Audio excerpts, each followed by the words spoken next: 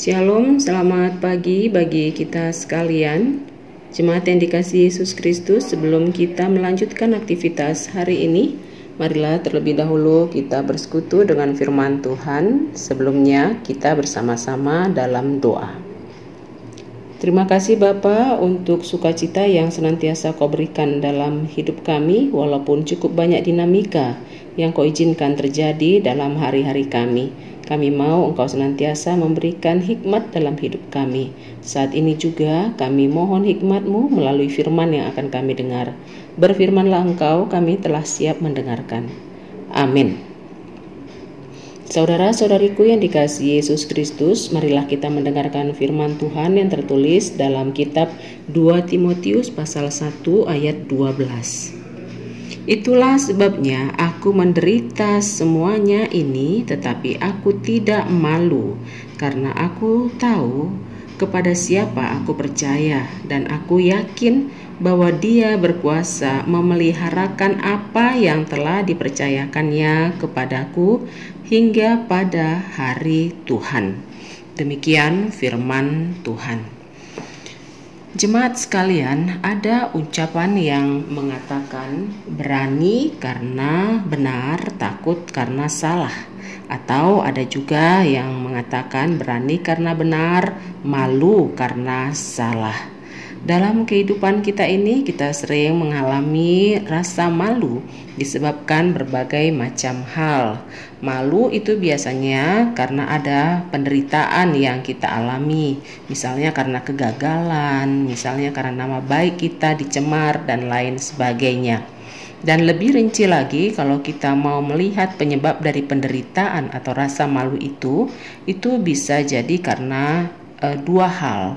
Yang pertama karena dari unsur eksternal, dalam artian bahwa memang Tuhan mengizinkan suatu hal yang menjadi penderitaan atau suatu masalah dalam hidup kita, namun bukan kita yang menjadi sumber utamanya, melainkan situasi, kondisi, atau orang lain yang ada dari luar diri kita. Penyebab kedua yang membuat kita sering merasa malu atau menderita adalah justru dari dalam diri kita sendiri. Karena kita tidak teliti, karena kita tidak hati-hati, karena kita teledor, karena kita tidak terkendali dalam berkata, dalam berbuat, maka kita mengalami konsekuensi, yaitu menderita dan merasa malu. Sebab ada yang mengatakan bahwa siapa menabur angin akan menuai badai. Artinya bahwa penderitaan atau rasa malu yang kita alami itu berasal dari dua unsur, yaitu dalam diri kita sendiri atau dari luar diri kita sendiri. Kalau kita dengarkan tadi teks dalam firman Tuhan yang tertulis untuk kita pada hari ini, dikatakan bahwa Paulus mengingatkan Timotius agar dia paham mengapa dia harus menderita. Bahwa kalaupun kita menderita karena Tuhan izinkan hal tersebut terjadi, janganlah kiranya kita merasa malu. Sebagaimana yang dialami oleh Paulus, dia harus dipenjara, dia harus dibenci oleh sahabat-sahabat lamanya, yaitu para ahli hukum dan petinggi Romawi. Dia juga harus mengalami penolakan-penolakan demi pemberitaan firman Tuhan. Tetapi untuk ini dia tahu, karena dia melakukan hal yang seturut dengan kehendak Tuhan, maka dia tidak merasa malu. Bahkan sikap yang diterimanya itu walaupun dari segi kedagingan sungguh tidak mengenakan, namun dia bersyukur karena dia pasti dikuatkan Tuhan untuk memelihara tugas yang sudah Tuhan percayakan kepadanya. Kalau dia melakukan tugas yang dipercayakan oleh Tuhan ke dalam dirinya, maka dia pasti akan merasakan pemeliharaan dan kekuatan dari Tuhan. Itulah yang diyakini oleh Paulus, sehingga dia tidak pernah malu kalaupun harus menderita. Dia tidak pernah merasa malu kalaupun dia harus mengalami cemoohan dari orang-orang di sekitarnya karena iman yang akan disaksikannya dalam kehidupannya hari lepas hari.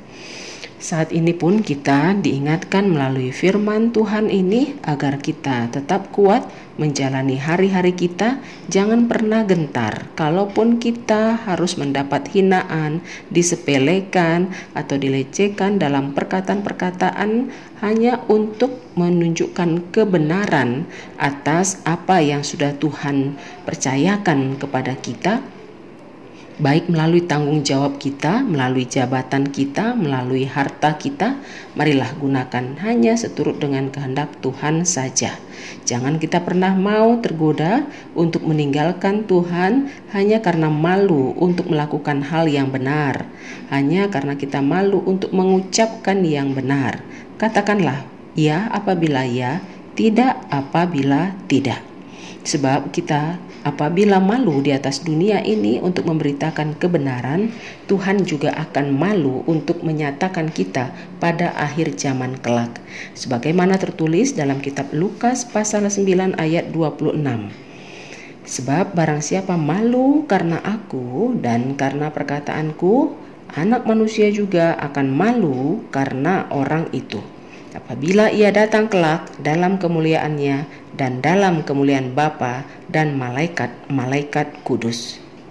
Jemaat yang dikasihi Yesus Kristus, marilah kita tetap tegar, yakin, kokoh untuk menjadi saksi Kristus walaupun beragam situasi diizinkan terjadi dalam kehidupan kita. Tetaplah setia, tetaplah menjadi saksi Kristus apapun penderitaan, apapun godaan yang ada di sekitar kita. Kita tetap melakukannya dengan keyakinan yang penuh dan dengan sukacita. Tuhan Yesus menguatkan dan memberkati kita. Amin. Marilah kita berdoa. Terima kasih Bapa untuk kepercayaan yang Kau berikan bagi hidup kami melalui pekerjaan kami, status kami, keberadaan kami di atas muka bumi ini. Kau minta kami untuk boleh melakukan apapun pekerjaan dan tanggung jawab kami harus di dalam takut akan Tuhan. Walaupun mungkin resikonya banyak yang membenci kami, walaupun resikonya banyak yang meninggalkan kami, namun kami tidak akan pernah malu. Kami akan memberitakan Engkau dalam kerendahan hati.